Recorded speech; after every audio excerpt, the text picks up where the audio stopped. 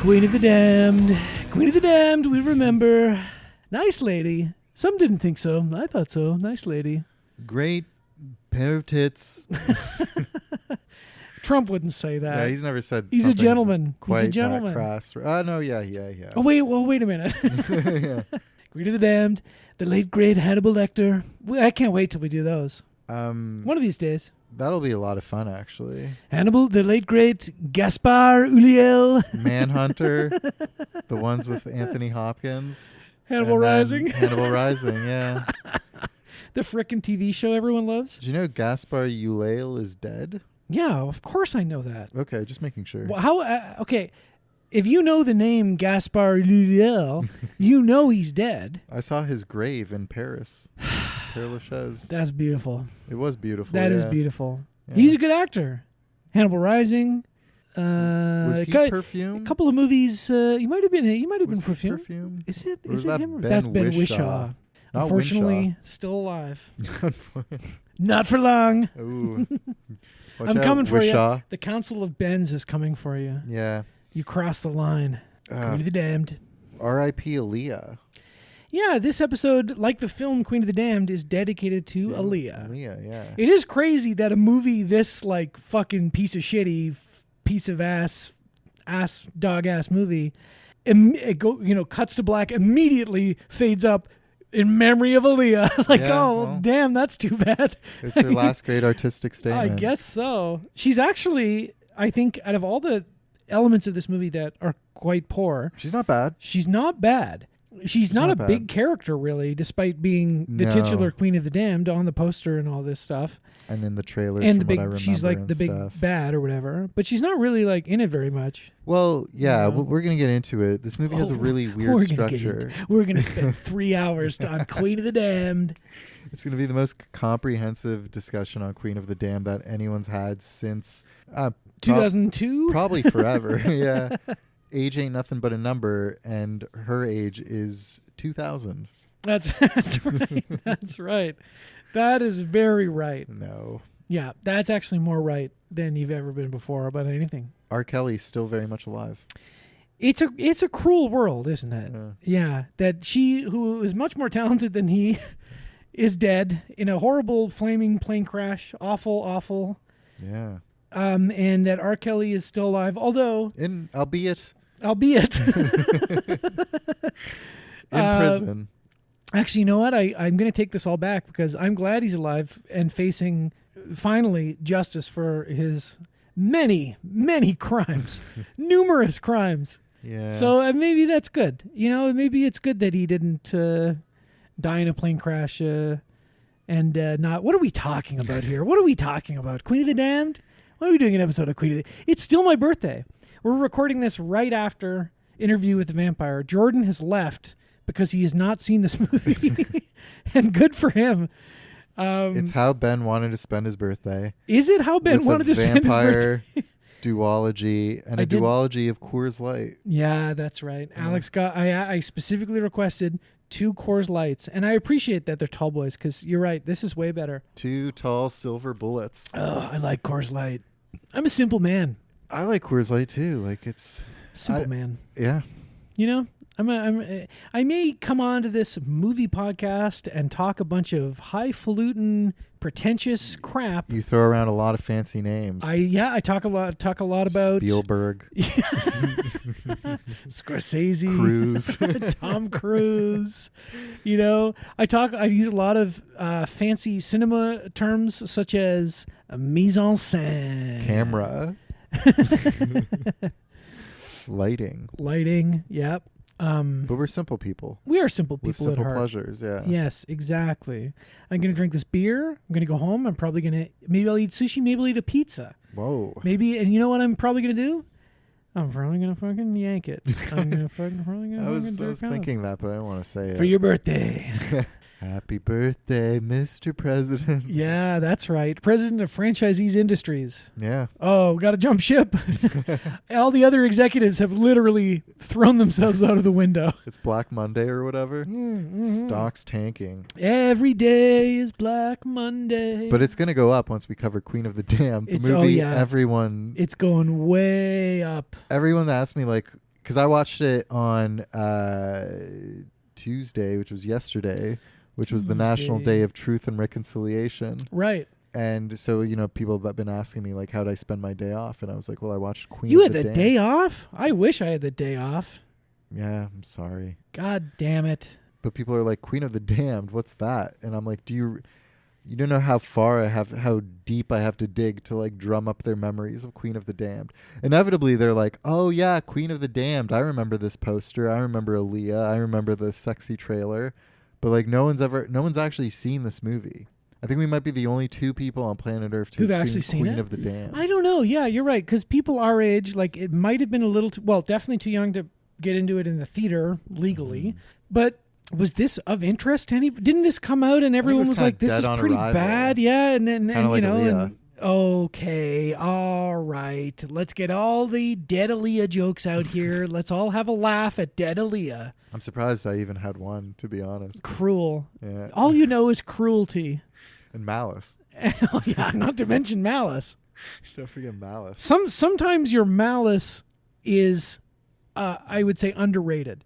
Because the cruelty is so present that people forget just how malicious your cruelty actually is. Yeah. Not even to get into how fiendish you are. Cruel, malicious, and fiendish. Yeah. The fiendish Dr. Alex. That's me. Okay, well, let's talk about Queen of the Damned. But before we do, let's talk about the weekly movie roundup. You know what time it is. Ding, pow, bing. Howdy, partner. What brings you to this part of town? I'm here to see Aaliyah. What? You got any Aaliyah here in the Old West? She's in the saloon. That's where she would be. Mm-hmm. Yep. Back in the old day. Have you seen any movies? Did you see any movies we didn't talk about on the last episode? It's okay if you didn't. You don't have to lie. No, don't lie to me. I'm not gonna. Don't lie to me on my birth. On this, the day of my birth. On this, the day of my co-host's birth. You come to me today. You come to me on this, the day of my podcast co-host's birth. You asked me to kill a man. Did you watch any movie? I'm getting confused. Did you watch any movies? No. Don't lie to me. Let's go with no. All right. I got some for you, baby. You know I do. Lay it on me. Robert Redford, still dead. After all these days, still dead. Has not risen from the grave. Thank God. Redford has risen from the grave. I watched Tell Them Willie Boy Is Here, which I was a good Robert Redford. Totally one I'd never even heard of until I looked at his Letterboxd page, with Robert Blake, famous murderer and Lost Highway actor. The Mystery Man. I thought that was actually quite good. And I also watched his movie Sneakers, which is a real classic, like early DVD core type movie that I think was one of the first DVDs someone ever gave me as a present. And I never watched it. I don't know why. And I think it's actually pretty fun, like kind of libbed out, like espionage sort of type movie. I thought it was really good. Crazy cast. Sneakers with Robert Redford. Sneakers with Robert Redford. Who else is in it? Oh, okay. I hope that you're not standing up because you'll fall over. I hope that your pants are on because they'll fall down. They will explode off. Yeah, I hope your you're belt wearing buckle suspenders. will just We have. Okay, get ready. Get ready. We have Sidney Poitier. Wow. We have David Strathairn. Whoa. We have Dan Aykroyd. No. We have River Phoenix. Jesus. We have Ben Kingsley. The King. We have Mary McDonnell. She's lovely. We have. Well, that's pretty much it. Okay. But we also have Stephen Tobolowsky. We have James Earl Jones. Whoa. At the very end. Darth Vader. Spoilers. Good movie. Pretty fun.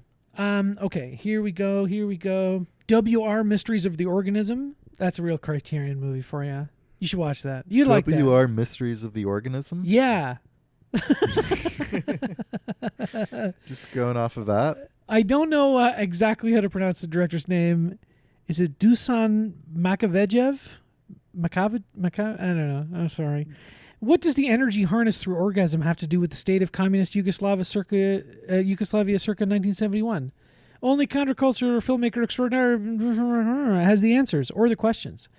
His surreal documentary fiction Collision begins as an investigation into the life and work of controversial psychologist and philosopher Wilhelm Reich, and then explodes into a free-form narrative of a beautiful young Slavic girl's sexual liberation. Oh my God. Yeah, it sounds like your kind of movie. I'm pretty sold, yeah. I think you would really like it. What was it called again? WR, Mysteries of the Organism. Right. WR standing for Wilhelm Reich. Gotcha. Who you may know as the coiner of the term / discoverer of the sexual energy orgone. Also the cloudbuster of the Kate Bush song Cloudbusting. I still dream of organon. Ah, gotcha. Yeah, you could get in the cloud busting machine and bust clouds, but you would never do that. I don't have enough orgone. You don't have enough. You're severely lacking in orgone. Yeah. Yeah. Bergman Breakfast. Remember Bergman Breakfast? Do you have breakfast? Watch any more Bergman movie? Actually, I didn't eat breakfast during these. I did watch 2 more Bergmans. Remember when we did the Bergman movies? A long time ago. It was just earlier this year. Oh. It was earlier this year. It's not even that long. We alienated a lot of people with the Bergman impressions. I apologize for that. We got him back. We got him back. We got him back with I Know What You Did You Last came Summer. crawling back. They always do. Yep, you came crawling back. I watched Summer with Monica, which I thought was really good, and Sawdust and Tinsel, which I thought was not quite as good, but both very acclaimed and worth seeing. Absolutely. I maybe wasn't in the right mood for Sawdust and Tinsel. It takes place in a circus, and I was kind of like, I don't need to watch this movie about a circus right now, but I watched it nonetheless. Summer with Monica, on the other hand, I thought was just as good as his other canonical shit, I thought it was really good. What era of Bergman was that one from? That is 1953. Oh, okay. Yes. So early. Pretty early on.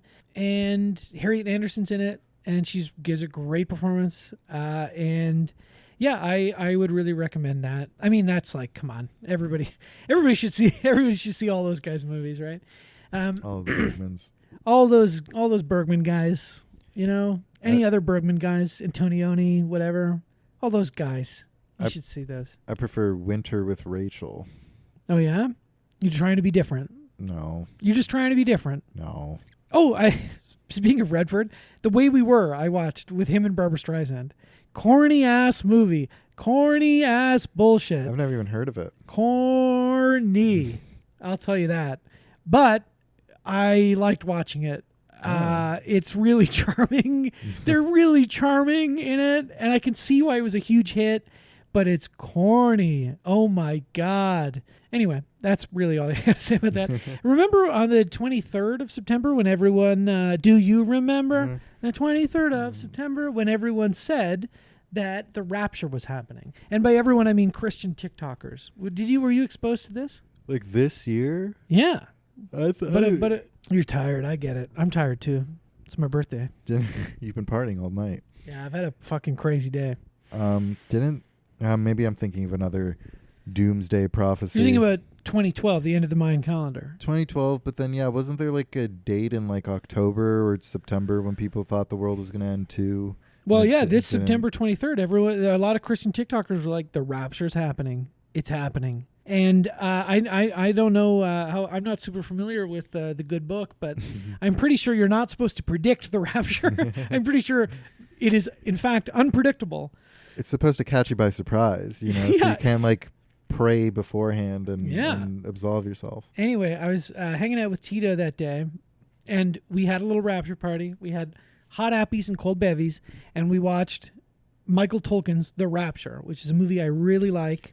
And I think you should watch that. I think I watched that on your recommendation. I think you did, actually. The sex one with David Duchovny. Yes, the sex one with David Duchovny. Yes. Like she's a naughty woman, and then she's a woman of loose moral values. She's a woman of ill repute. Yeah. But then, from what I remember, she gets really into the rapture. She gets really religious. Yeah. The next morning, we also watched Warriors of Virtue, which is a childhood classic, a very expensive children's martial arts movie that was that is bad, but I really liked it. I also watched Marty with Ernest Borgnine. He won the Best Actor Oscar for that. It was a surprise, like Best Picture winner. It's about a 34-year-old fat, unlovable schlub. And so nothing to relate to for me, unfortunately, now that I'm 35 and in a relationship. How about that? The Master I talked about already. Oh, okay. I did watch 2 documentaries of note. Pee-wee as himself. I watched. You saw that? Yeah, I watched that. I was talking to Jesse, and Jesse recommended it as well. And also Maxim recommended it. And you recommended it. So I thought, geez, I got to watch this frickin' Pee-wee doc. And I thought it was pretty okay. Same. Because this is the case with a lot of documentaries like this. The content is just like clips of something I like. Sure, I'm going to like it.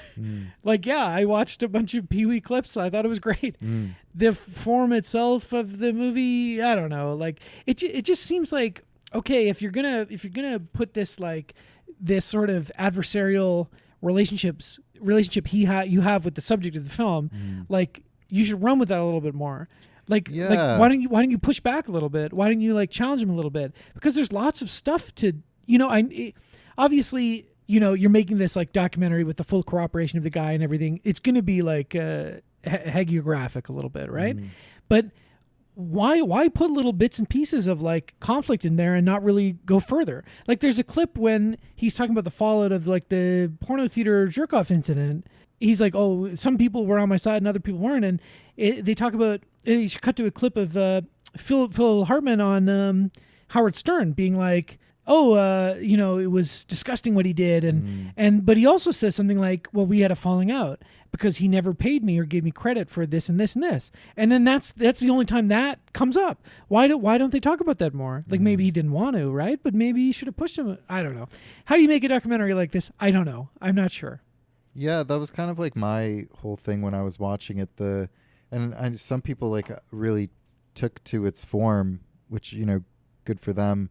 But it just felt to me like it had the air of being like something way more than just kind of like a pretty decent biographical film about Paul Rubens, where I was just missing what that whole like hinting towards the contention or the stuff between the director and the subject. I was missing what that like really lent to the movie, or what kind of like insights that provided, like it was just there to kind of like make it seem like it was deeper. Yeah, that's kind of how it ended up feeling a bit. Yeah. I don't know. Anyway, but honestly worth watching. Obviously, if you like Pee-wee, like you're gonna enjoy watching it, right?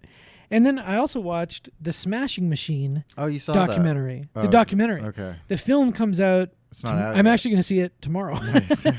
And from what I've heard is it's fine. It's maybe a little bland. Yeah. But that maybe The Rock is good in it. I don't know. Anyway, I watched the original documentary, The Smashing Machine, and I thought it was really good. And holy shit, they're just fucking wailing on each other. Like, it's so violent. He's just kneeing this guy. He's called The Smashing Machine, and you just watch him. He just goes out there, and he's just pounding this guy. Yeah. He's just pounding guys. He's smashing guys. He's fucking smashing constantly, guys, constantly. He's Nigel Thornberry or something. Yeah, it's kind of like that. Was it your nickname in university, The Smashing Machine? Well, that for a different reason, yeah. Oh. We don't have time to get into that. And then because I was feeling kind of like, oh my God, everyone's seen One Battle After Another except me, because I could only see it on October 1st. And maybe I should have just maybe I should have requested the 26th off so I could have seen it right away. The only film in PTA's like list of like, these are the movies you should watch before you see One Battle After Another. The only one I hadn't seen is Running on Empty, Sidney Lumet movie, and with River Phoenix, amongst others. And so Yuki and Nico came over and we watched it one morning before work. And I had a good cry. Really? It made me cry. It's a really good movie. Just like the kind of like classic kind of melodrama that Hollywood does not make very much anymore. Really good performances. River Phoenix is incredible in it. I thought it was great. I thought it was really great. Queen of the Damned. I don't know. No, you weren't done your roundup. Running on Empty. Great movie. Pretty sure that was pretty much it. Sorry, we took a break. I had to call my brother. It's my birthday. I'm getting a lot of calls. I'm actually very Popular boy. because I posted it was my birthday, and so then everyone was like, "Wow, happy birthday!" If you don't post about it, nobody knows it's my birthday. Yeah. Nobody knows it's my birthday. Yeah. Okay. Let's talk about the frickin' Queen of the frickin' Damned. That was your roundup? I'm pretty sure that's everything. Yeah, I think that's everything. The Queen of the Damned. What a picture. The Queen of the Damned from 2002. Directed by Michael Reimer. Reimer? Hardly know her. You know anything about Michael Reimer? Queen of the Damned. Didn't he direct Queen of the Damned? That's right. In Too Deep with Omar Epps and LL Cool J. And Stanley Tucci. Interesting. Is that it? He also directed the not too long ago mini-series version of Picnic you and watched Hanging that. Rock. Did you watch that? No, I watched the original movie Right. by Peter Weir Excuse me. and kind of loved it. Kind of thought it was like an Right. amazing, hypnotizing masterpiece. So I've been curious about this mini-series version of it. He also directed the beginning of the Battlestar Galactica reboot, like the first several episodes, it looks like. Good. Yeah. Good for him. Did you ever get into Battlestar Galactica? I remember everyone being obsessed with that series, and I definitely watched. I have seen the Michael Reimer directed beginning of it, at least the first 3 hours of it. I've So seen it. You're a big fan of Reimer. Huge fan. It's rhyme time. It's www.rhymezone.com for all for every great rapper knows that website.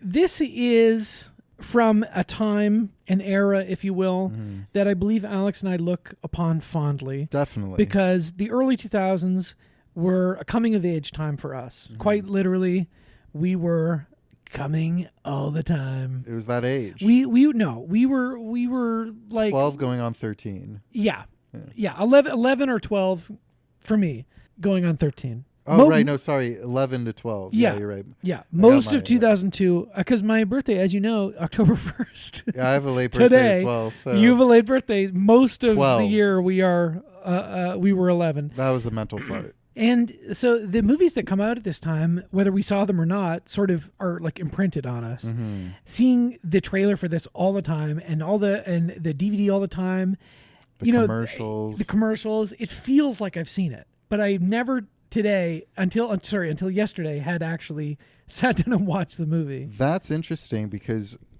I had I remembered the commercials and the trailer and the poster and all that good sexy stuff, but I was like, I actually have no clue what this movie could be about. I remember Aaliyah's sexy gyrations. Yes. And Stuart Townsend being kind of like a goth rock star guy from the promotional materials.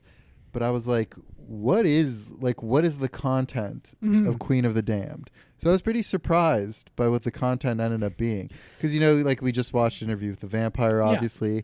This is not quite that. It's Lestat. Yeah. It takes elements from the two direct sequels to Interview with the Vampire, which are the Vampire Lestat and then Queen of the Damned. Yes. Queen of the Damned, I think, is the Aaliyah stuff. Vampire Lestat is about him becoming a rock star. Yeah. Which is very funny. Very funny. And if they had made that a few years after, well, this isn't really 94 and 2002 are not, even though they feel a decade. Yeah, it's less than a decade. Because it's 2002, the kind of rock star he becomes is oh my god, sort of a new metal. It's so funny. Yeah, 2000s. Yeah. Fucking Korn type. The band looked like Evanescence or Korn. I mean, so Jonathan Davies from Korn did the music for this. At least the rock. awful music. Awful. It's so funny though.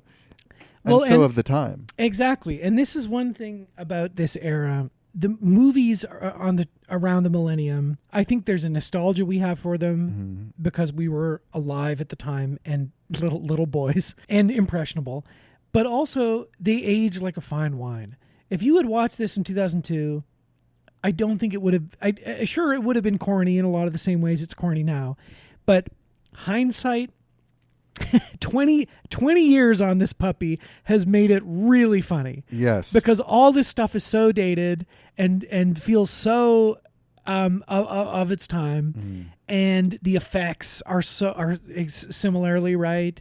Oh my gosh! You yes. know, just the vampire movement is hilarious. It's so funny. All right, so many things to talk about. Let's talk about Stuart Townsend. Stuart Townsend. Let's talk about Stuart Townsend. Stuart Townsend was supposed to be somebody. He could have had class. He could have been a contender. He could have been somebody. He was supposed to be somebody. Do you know who he was supposed to be? Do you know? Did you just say that apropos of nothing? Yeah. You're really on the right track. Do you know who he was supposed to be? The next Marlon Brando. No. Like literally, he was a character. He was going to be this. He was cast in a really, really big role right before this movie. What? Aragorn. Lord of the No Rings. way. Yes. This is way. What's the fucking guy in Mission Impossible 2 who's got the funny name? Who's going to be Doug Ray Scott? Doug Ray Scott. Doug Space Ray Scott. Yeah. Who was going to be frickin' Wolverine. This guy was cast as Aragorn and had done all the prep work until like the very last minute before filming. They replaced him with Viggo Mortensen, who is 14 years older and, you know, I'm comfortable saying it, a better actor. But, you know, I don't know exactly what the story is. Maybe it's that they wanted an older actor. Maybe it's as simple as that. But I do also think I think I've heard that he wasn't getting along with people too. That was part of it. That it wasn't, maybe he like wasn't ready for that. Maybe it wasn't like the right casting. I don't know. But it would have been a very different Aragorn, right? If he was, you know? I can't picture anyone else but Viggo. Like exactly. Viggo really it's such an iconic role for inhabits him. the role. Yeah, he's so good in that. No one should ever play Aragorn ever again, quite frankly. I agree. And it's a testament to his strength as an actor that he is in so many other great movies. Yeah. And has succeeded in so many other things with such Whereas like a Stuart.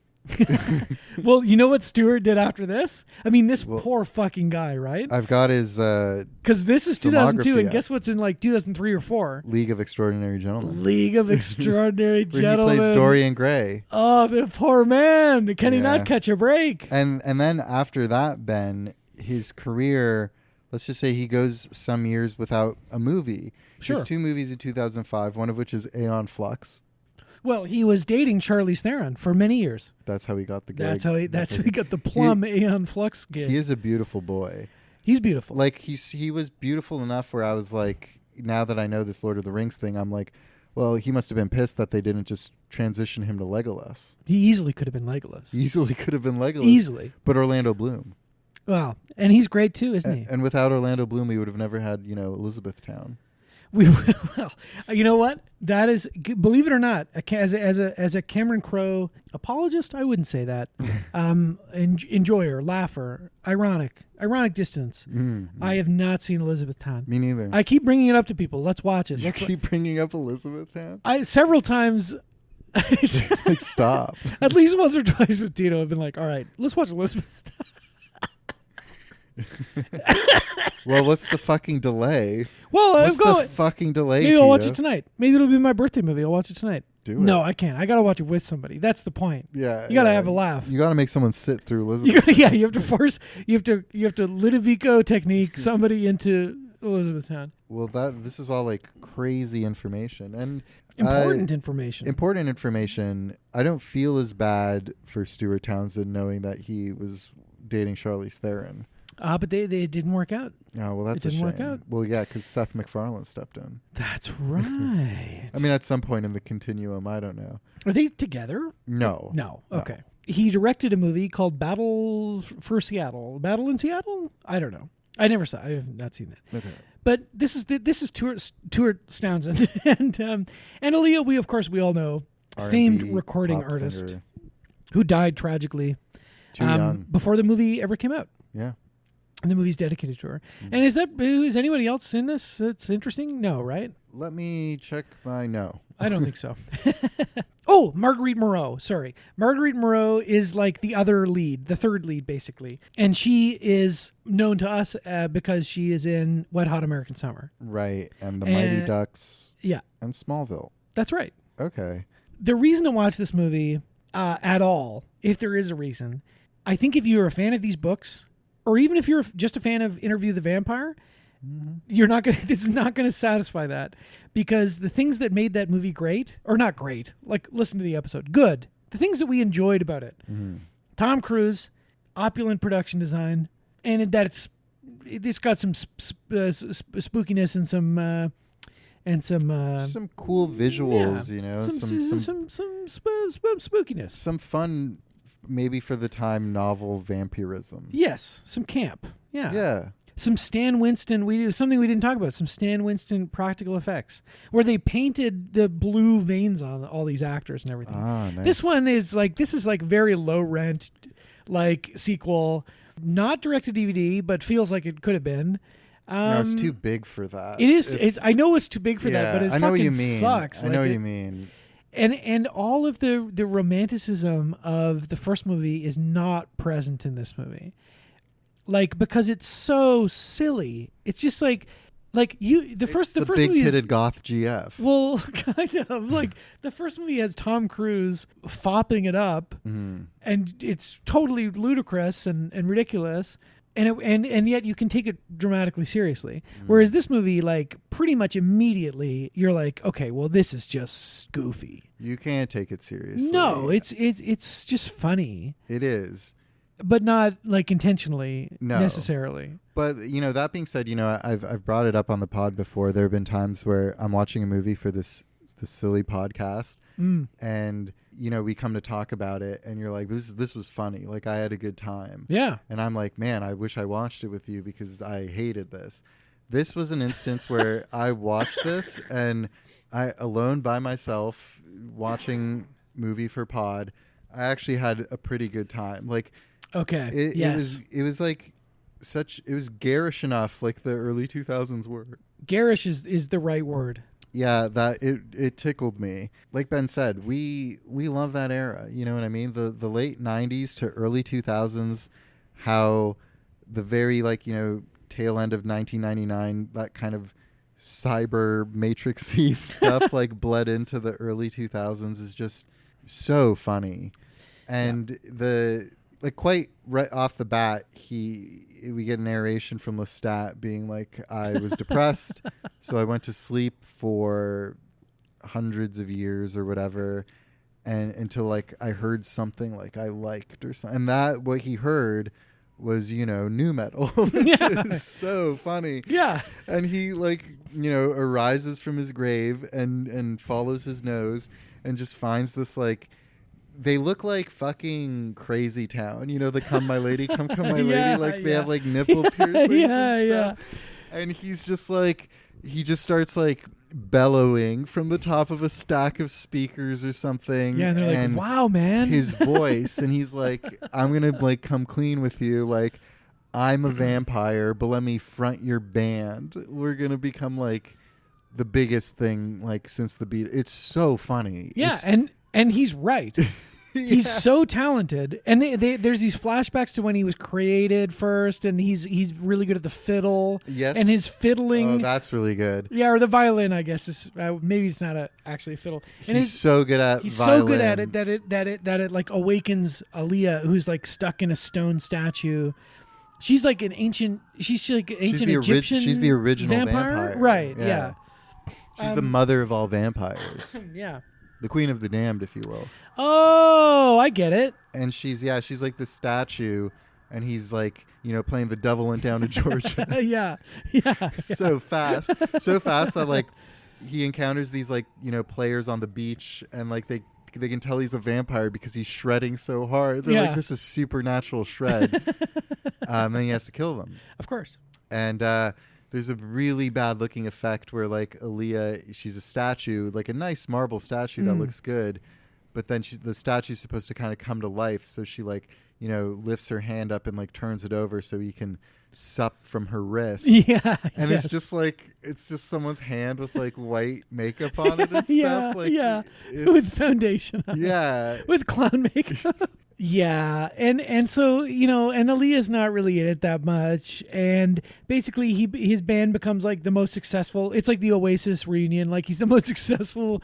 He play at Downsview Park. Yeah. He's like open about being a vampire. He's like, yeah, I'm a vampire. No one knows if he's Oh my necessarily God. serious or not, and he's taunting all the other vampires, Yeah. who of course live in hiding. Right? Yeah. He's taunting them. Come get me. We're gonna play this one big show, and come and find me, because I guess the thing that he's so depressed about is that he's so much time alone. Yeah. That it's a lonely life, and so now he's like adored by millions of people, and they have this big concert and all these, and it's like a huge. There's that one very like obviously CGI shot that looks like Lord of the Rings, like Battle of Helm's Deep, with like thousands and thousands of people Uruk-hai. walking to this. So thousands of Uruk-hai. Looks like new metal's back on the menu. heading to this very tiny stage, because then when they actually get to the real practical thing. In Death Valley. Yeah, in Death Valley. They put on a show, and all these vampires are like pissed off, and they're flying at him on the Start stage. attacking him. It's like so goofy. It's extremely goofy, and it's really because Ben's the way Ben's talking about the plot, it sounds like there's like a clear through line. This movie goes on like weird tangents in different directions, and you drop Lestat for a bit and focus on this like occult researcher character who's into vampires, and she falls in love with him, and then there's the Akasha stuff, who's Aaliyah. It's just I was surprised by how messy it was, and then the climax just kind of like happens all of a sudden. Like it's just like at the concert, Aaliyah comes in, turns all the vampires into dust, and flies. Oh, that's probably the funniest effect. She picks up Stuart Townsend and flies up like it's like, I need to go back to my home planet. Yes. It's a jerky kind of like they're like, goodbye, like I have to go have sex with my new vampire friend. And they make sweet vampire love. The next shot is him in a bathtub with rose petals up to his chest, and I'm like, gosh, I'd kill. And they make vampire love, and then Marguerite Moreau, who's the paranormal researcher, and the Council of like Vampires, I guess. Lena Olin, right, of course, is in it. They're all like, we have to stop her, and then the climactic battle is like they all just jump on her and try to suck her to death. Yeah, I don't know. Is it like early on when we see her? Does she not have like support and stuff? Because then Aaliyah? Towards that part of the movie, she's just by herself. I think she's just always by herself. She's just always by herself. Because Man, the I'm introduction scene of her after the statue bit, she goes to like the vampire bar where all the vampires hang out and kills everybody and sets it on fire. Yeah. Right. Okay. And that's by herself, right? Yeah. I guess. Yeah. I don't think she's so powerful she doesn't need anybody. How did she wake up again? Like from I don't fucking remember. The movie is really quite bad. Like it is just like plainly not a good movie. On a very basic structural level, not story structure. I mean like cuts, and I mean like the actual work of putting together a film. It's pretty sloppy. It just happens sometimes. It's super sloppy, but it's a scale and kind of movie that I miss. Like it would just be fun if they took just made weird garish stuff like this. Like, well, if I may do a recommendation, if you're looking for a kind of millennium new metal-y vampire movie that is also silly and maybe not good, but I think is better than this and more successful than this, may I humbly recommend Dracula 2000. Oh, I do want to see that. Which is a great title. With Wes Craven as Dracula. It's not Wes Craven. Wes Craven presents Dracula 2000. Okay. I believe he's involved in it somehow. No, Dracula is Gerard Butler. No way. Yes. Friend of the pod. Friend of the pod. Well, I don't know about that anymore. He said some things. He's out. He's out.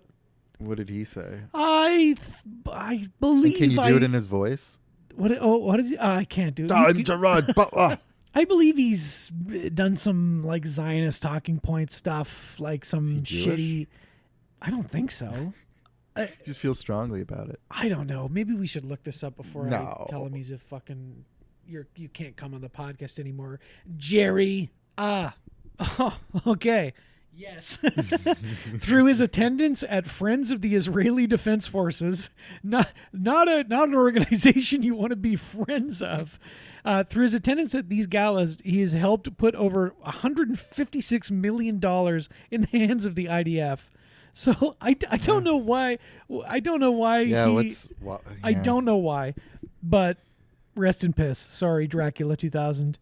Great movie title and a pretty fun movie. I miss when it was 2000 and people just added 2000 to things. I know, and how we gotta wait fucking almost 1,000 years for that. I honestly can't. And it's a shame that he just didn't carry it on. Like 2002 would have been fun because it's a palindrome. Dracula 2002. The sequel to Dracula 2000. Yeah. You can just Dracula is a public domain. You can make a Dracula movie. 2025. Why do we call it Dracula 2025? It's too late. There actually is a Dracula 2025. What? It's called Dracula Love Story. There's a new Dracula movie from canceled, disinvited from the podcast, Luc Besson. Oh, he was never invited on the podcast. Luc Besson can fucking suck it. He can, yeah. Well, he made a Dracula movie, so he sucks. He sucks it. Yeah. There you go. With Caleb Landry Jones as young Dracula, and I believe Christoph Waltz. I'm not it is crazy not about coming any of out those until people. North America. It's not coming out in North America until next year. Hard pass for me. Sorry. We'll watch it with my mom. we like the Dracula. Anyway, so yeah, it's the way Ben's described it. He's doing the movie a favor. It's a collection of just weird scenes, but that are all so early 2000s core that it's kind of fun. Like there's his band's having a press conference and they he's somewhere because it's during the day.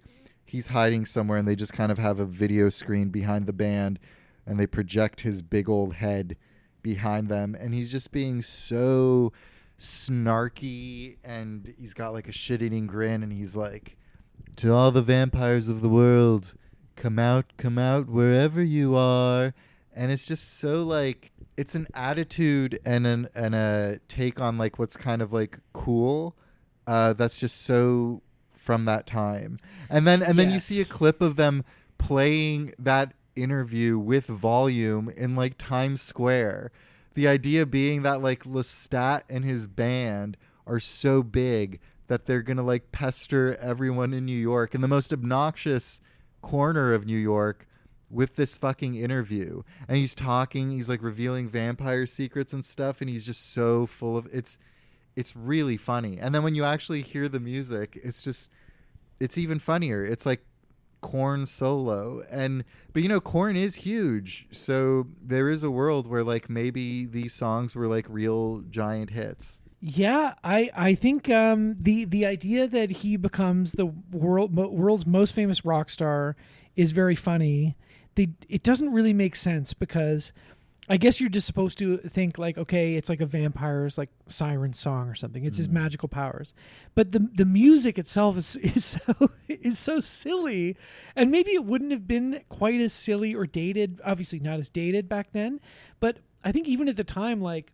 Well, this is a very difficult thing in movies, as you've talked about before, right? Where a piece of art in a movie is supposed to be really, really good, and then it's like not. Yeah. That's such a difficult thing to handle. The poetry in Patterson, the music. The poetry in Patterson is fine. No, it's not. How dare you? Fuck the poetry in Patterson. Wow. The music in this, even that big Lady Gaga song from A Star Is Born. That was a big hit in the real world. I'm like, this sounds like a movie hit. Speaking of Patterson, if you want to watch a good movie about vampires, Patterson 2000. Patterson 3000. Why stop there? My name is Patterson. I am one of the WALL-E robots. Who drive buses I am the robot who drives the space bus. in Space, New Jersey. In New Jersey. I have a rich inner life. that my humble occupation. Welcome Sorry. to Neo Jersey. Welcome to Neo Jersey. Okay, fucking Neo. Okay. Surely someone has come up with Neo Jersey before, like Neo Tokyo or something, right? We have to make it. If we make a sci-fi movie, we're setting it in Neo Jersey. That's so fucking funny. Dracula 2025 set in Neo Jersey. Neo Mexico. It's fun. Neo York. It's You're funny. right. It's all funny. People don't do that enough. People don't do Swap that. New for Neo. For Neo? Yeah. Neo Amsterdam. It's the same. It means the same thing. Yeah. It's perfect. Okay. Only Lovers Left Alive. Have you seen Right. it? I actually haven't. Okay, you should watch that. I It's know. it's very good. And the Dracula's excuse me. Dracula is a specific vampire, not a stand-in for all vampires. I apologize. The vampires in that movie are like aging hipsters, like who Right, who yeah. are like been in bands and been influencers and all this other stuff. Like James Murphy. And yeah, it's way better. It's a way better handling of this kind of idea. I'm sure. Well, yeah. obviously, but just Ben recommends Dracula 2000 and Only Only Lovers, Lovers Left Alive, where vampire James Murphy. I was there. I was there. I was there when they practiced their organ sounds. yeah. Throughout history, I was there when the first caveman hit a stone on. I was there during the invention of drumming.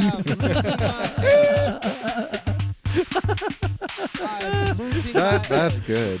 Yeah, That's good. that's a good idea. That's Yeah. a good idea. That's a good idea. Yeah. Fuck. Anyway, so it's just a collection of very funny kind of like, if you treat this movie as a series of vignettes, it's pretty funny. It's so all over the place. Yeah, Akasha shows up and she kills a bunch of people in a leather bar in England. Lestat becomes romantically involved with the occult researcher. Mm-hmm. Then Akasha hypnotizes him through sex. Yes. And then they all like sup on her to kill her. Yes, she kills some of them. She lights them on fire. And Lestat has to turn the woman into a vampire to save her life. Yes, She's dying. and then I forget why. they become vampires. And there's like a wall with like dripping blood and stuff because why not? And the very ending, they do a kind of a riff on the ending of Interview with the Vampire, where Yes. they're like, "Oh, we're actually going to turn this researcher guy now," and it's like, all right, this is just a sillier version of the ending of the better movie. Yeah, and then they like walk through the streets of London with that like speed Slow, ramp. yeah. Yeah, like they're slow-mo, but the world around them is going fast or something Yeah. like that, if I remember correctly. It's just so 2000. It is, and you know what's funny too is that as opulent and decadent as vampirism is made to seem in Interview with the Vampire, overall the moral of the story is that it's actually a hellish existence. It's a miserable, It's a lonely lonely, life. miserable, disgusting, monstrous existence. And in this movie, even though there are problems, there is conflict. It's not easy being a vampire. The end of the movie is basically like, yeah, we're fucking badass. We're fucking cool. Yeah. We're the coolest cats around. Like we're in it's like, goth metal, new metal bands. Like Yeah. we're the world is revolving around us. We're Yeah. so cool. come, my lady, come, my lady. Ooh, ah. Oh yeah, of course. As I mentioned in the last episode, when they show that big overhead CGI shot of everybody coming to the concert, they play Down with the Sickness. Right. You mother get up, you fucker get up. You know all that stuff. That concert scene is just also so funny, like you said, because some of the They're just flying like. They don't. Yeah. Sorry. Go ahead. was some of the costume designs of the vampires that come to attack him. Like there's one old guy who looks like, I wish this was. He looks like a Grateful Dead guy or something. Yes, Yeah, exactly. Like it's just so funny, and then like there's their stage presence and the music they're playing. Like it's one of the best concert scenes I've seen in a long time. Do you think the movie would be better if it was just a concert film? That's funny. That's an interesting idea. Yeah. Maybe we should go do. Maybe put that idea on the back burner. The Vampire Lestat. In It was, like, concert, live in 3D concert extravaganza. at the Sphere. At the Sphere. This would be great at the Sphere. Yeah. This is the kind of shit they should play at the Sphere because this is tacky in the way Las Vegas is tacky. Right. This it's garish and silly, and they shouldn't play something like Wizard of Oz. Wizard of Oz is campy. Yeah, sure. But they shouldn't Queen of the Dam though.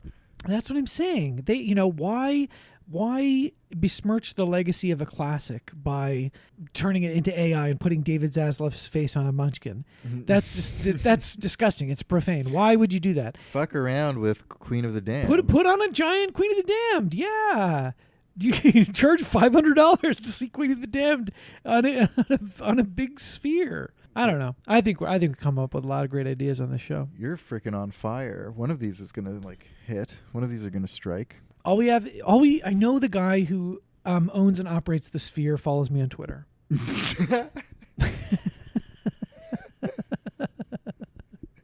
Because I kept tweeting at him, please follow me. Play Cherub on the Sphere. Play Cherub on the Sphere. And he said, okay, send me a link. I sent him a link. Didn't hear back. But he still follows. So all we got to do is I just got to tweet the podcast link. He'll see it. He'll click it. I'll tag him in it. Mm-hmm. Right? That bada bing, bada boom. Bada bing, bada boom. You're playing on the Sphere. Bada bing, bada boom. Aaliyah on the Sphere. I like it. That great sells itself. A great testament to her legacy. Anyway, this movie didn't really succeed. No. It made $45 million against a $35 million budget. Yeah. And since we all remember the advertising for it, I'm sure the advertising budget was huge. Yes. So it probably didn't cover it or anything. And it kind of, put a nail through the heart of the Vampire Chronicles, at least movie series. Yes. To this very day. Why did Siri just turn on? Oh, because I said series. They're always listening. Because there's a million of these fucking books. I looked up Anne Rice on Wikipedia. Yeah. Lestat becomes ing of all vampires at a certain point, judging by the book titles and stuff. Yeah, Anne Rice, R.I.P. R.I.P. That's right. Yeah. Well, she might be undead. I don't know. I think she's dead. Okay. I think she's dead. Yeah. I don't think she believed in that stuff. One funny thing I wanted to mention, a quote from Oprah about Interview with the Vampire is that she watched it and was like, there are dark forces at play here. I had to walk out. She's like, wow. She's like, I don't mess with that stuff. There's, and she considered canceling a Tom Cruise interview, which is funny given that, they have that infamous interview some years later. There was black magic going on there. Well, maybe. Yeah. I mean, Tom Cruise, certainly is, convenes with a dark spiritual energy. He's familiar with the dark arts. Yeah. Yeah. Of course. That's really funny. I wish I was as sensitive to movies as Oprah was, they could still have an effect on me that. Maybe. I mean, one of these days, Interview with the Vampire, though, that's very funny. It's just so silly. I know. But it also is pretty fucked up. Kirsten Dunst dying is pretty messed up. That stuff is messed. Well, yeah, but also again, coming back, I know we briefly mentioned this in the first episode, but they're plantations, slave owners at the beginning too, which is weird. I'm sure there's more of that in the book, and it's actually a smart idea. These they're this vampiric sort of idea of being this slave owner, plantation owner, right? Yeah. But the movie doesn't really. The movie almost feels like it's afraid to get into that a little bit. That could be its own movie. It could be its own movie. But yeah. I kind of respect movies that are like that are so chock full of ideas. Right. That you can make a movie out of one little quadrant of them. Mm-hmm. How Lost Highway had that whole surveillance aspect at the beginning. Yes. And then Michelle Haneke was just Michelle. I make cachet. Yeah. Michelle Haneke. Mikhail. Okay, I keep spoiling this, but we're gonna do those soon too. Okay. Stop. I'll show you the schedule sometime. I got it all mapped out. I got the next year mapped out, buddy. That's great. Thank you for doing that. You can. Well, all you have to do is say yes or no. You don't have to agree on everything. But yeah, it's a real mishmash. But I had a good time. The truth of the matter is I had plenty of laughs watching it. You know, the idea to go from this sexy kind of fops from Interview with the Vampire, transposing that to like modern day, and to be a sexy vampire is just to be like a goth leather daddy is just very funny. It's all so funny. Yeah, it's funny. It's funny. I laughed. It's one of the most 2000s, early 2000s movies like ever. Like it this really and is. Spider-Man. You know what I mean? Like, Well, yeah, except Spider-Man's good. I don't know. What? What do you mean you don't know? I never got into those movies. What? I think he just looked so fake zipping around the city. It was kind of like it was garish in its own way. Whoa, never been more wrong. You've actually literally never been more wrong. But of course, we'll be covering those next week. Inevitably. No. Next week, we are covering An American Werewolf in London, followed by An American Werewolf in Paris. Even though, something I forgot to include in my weekly movie roundup, it's October. Last night after work, I work until midnight. I get home around 1 a.m. It's officially my birthday. It's officially October. What am I going to watch while I'm waiting to fall asleep? Thriller. The original 14, 15-minute Thriller music video. Yes, because I love it so much. And I loved it when I was a kid. It scared me when I was a kid. I really, really like the Thriller music video. Vincent Price's narration. Vincent Price's rap, as it's credited as, is great. And I don't know who the whatever the musician is. We don't know his name. And directed by Anonymous. Shout outs to Vincent Price, though. Shout outs to Vincent Price. Great music from Who Is It's What's, and That directed young, by somebody. Talented man. No, I love that music video so much, and I watch it, and it's great. And it's funny because it's like pretty much right after John Landis made American Werewolf in London. And there's all these little like movie posters of his movies and everything. And the werewolf MJ in the beginning.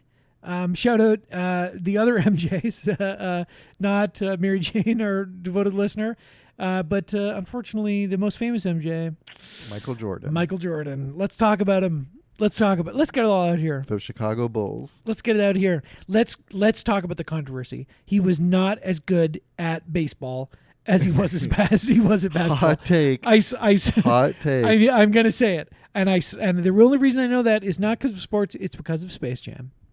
Yeah, fair enough. It's the plot of the movie Space Jam is that he's bad at baseball. Quite literally, yeah. But good at golf. Interesting. Interesting. Yeah, they're all good at golf. Yeah, interesting. I don't have much more to say about the Queen of the Damned. No, I'm already on to the next movie. I want to watch American Werewolf in That's true. London. You've been talking about I'm it. excited. Yeah. All right. How many like nipple piercings out of 6 would you give this movie? 6? Well, because you would never just have 5 nipples. You have 6 nipples? Okay, 10. Yeah, 3 people with 2 nipples each. 3 people with 2 nipples each. All right, fair enough. Or a 2. No, 2.5. 2.5 out of 6. Sure. Sure. Yeah. Or even 3 because it's funny. Yeah, I might give it 2.5 or 3. But it's bad. It is bad. Okay. Yeah, like listen, like a 2.5, a 2.5 or 3 movie out of 6 isn't a good movie. But I'm just saying that. Right. And maybe it's only funny to people like us who grew up at that time. Like maybe some Gen Z yokel would watch this and just like be disgusted. Like just find it so lame. Some Gen Z yokel. Right though? Like don't you think? Like they might find it lame.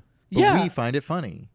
I mean, yes. It's possible that you could just watch it and be like, this is fucking stupid. But you'd be wrong.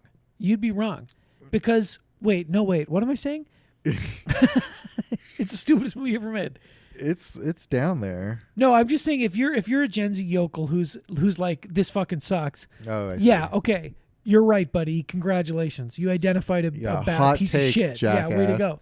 What you don't understand is that it's funny. Yeah. It's funny because we were alive at that time, and it was stupid to be alive at that time. They don't get it. You don't aesthetics. understand. Exactly. They are too focused on how stupid it is to be alive now, right? Yes. They don't remember, which is quite stupid. Which is really stupid. They don't remember that it was stupid back then, but in a more innocent way because we were children. Yeah. They don't remember. They don't like. Everything was shot on Panavision cameras It was shot on beautiful 35 millimeter film. They go to the movie theaters and they're like, wow, one battle after another on 70 millimeter. Oh, this rep screening of such and such movie on 35. What a treat. And It was all the time. Guess what, buddy? I saw the Tim Allen film Joe Somebody on a film no one has the name that has not been invoked in years. I haven't heard that. Joe Somebody.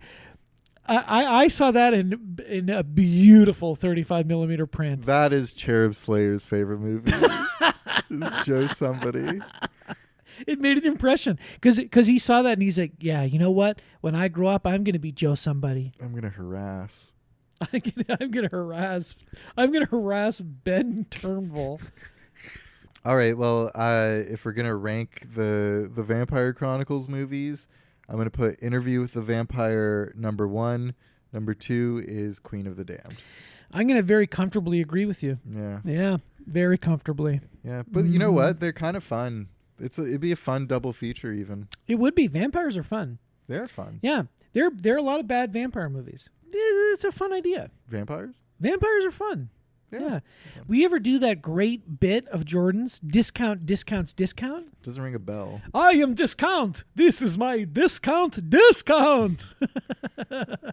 for Cheap $1. prices. Yeah. Fuck your mother. Fuck your mother. You are ugly. It's a good bit. Yeah, it's a great bit. It's a great bit. It's an all-timer. Yeah, it's an all-timer. It's a great bat. Vampires. Halloween. Mm-hmm. Think about it. I'm thinking. Think about it. You're not thinking about it. And next week we're doing Vampires Mortal Enemies. Lycanthropes. Werewolves, lichens, yes. Underworld, yes. Oh, we should do those. Yes, for sure. I don't think they're making any more of those. I don't think they're making any more. Can I have the new Underworld? Can you imagine? Underworld 2028. They got to go back to that. 2030. That's a good opportunity. Underworld 2030. The strike while the iron is hot. The people want new Underworld. Yeah, we are covering all sorts of monsters, ghouls, and so on. We've got cave. Well, Appalachians. Let's just call them monsters. Those are just monsters, and then vampires and werewolves. Yeah. Because there's vampires, there's werewolves, and there's everything else. They all fall under the category of monster. Yeah. What about You've got Appalachians, vampires, Appalachians, and werewolves. You've got Appalachians, Romanians, yes, and the British, and the British, yes, yeah, and the French, Yeah. Can't wait to watch that one. I cannot wait. Me neither. I have vague memories of seeing it on TV as a kid and remembering some like really interesting werewolf effects. Yes, they're very, very bad. they're like fully CG. Yeah. Bring it on. And Julie Delpy is in it. Really? Yes, From Julie the before Delpy movies. is in it. Yes, and I believe there's very brief nudity from Julie Delpy, and the three, me, my brother, and I believe our childhood friend James Bonsall, possibly a different childhood friend. We rented it and watched it, and we were like, "Oh my god!" And it's funny looking back at it because it's like 5 seconds, but we were like, "Oh my god! Oh my god!" Pause the tape. I watched the first two before movies with Ruby at the cottage on our last cottage trip, and she didn't care for them because she just was not into Ethan Hawke's character. Interesting. It was just like, I don't buy the But you didn't watch chemistry. the third one where they fight. Yeah, exactly. We've yet to watch that one. Maybe she'd like that one because he's kind of a dill hole. That's what he's I'm kind of a thinking. dill pickle. He's kind of a dill hole. He's a bit of a dill pickle. He's a bit of a dill pickle in that one. From Rugrats? He's a bit of a kosher dill in that Chucky. one. He's a bit of an Angelica. He's a bit of an Angelica in that one. Oh, but how could you not like the second one especially? That's such a good movie. Listen, I'm not going to say it wasn't a bit disappointing. It's all right. It's all right. You know what? It's a good thing that if you just agreed on everything, that would be boring, wouldn't it? Yeah, I do think she liked the second one more than the first. Well, good. And I'm glad you do as well. Oh, yeah, for sure. I like the first one. Me too. But the second one is like perfect. It just drips romance. That's a perfect movie. tension, yeah. I know.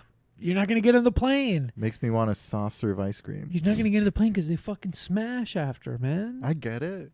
You don't get it. I get You it. don't get it. I've seen the as soon as third it ended, one. you were like, Ruby, do you understand? What happened? Wait, why did they cut to black? What's going on? What? Why is he going to miss a plane? Is the airport really far away from her apartment? Okay, goodbye. Let's go. We're going to be back next week with an American werewolf in London. Groovy, baby. Does that make you horny? Do I make you fucking horny? I'm going to fuck you with my dick and my fucking werewolf. Well, I didn't care for the movie of The Queen of the Damned at all. I begged the studio not to make that movie. I told them that the readers really didn't want that movie. What they wanted was a movie based on the Vampire Lestat, the second book in the series. And the studio went on and made the movie, and the movie was not really based on my work. They used the names of the characters, but they replaced original material with material that they had written for them by a scriptwriter. And the movie was a great disappointment to most of my readers. I still get letters to this day asking me why I let it happen, and of course I couldn't control it. There was nothing I could do. They had the right as a studio to make that movie, and there was nothing I could do to prevent it.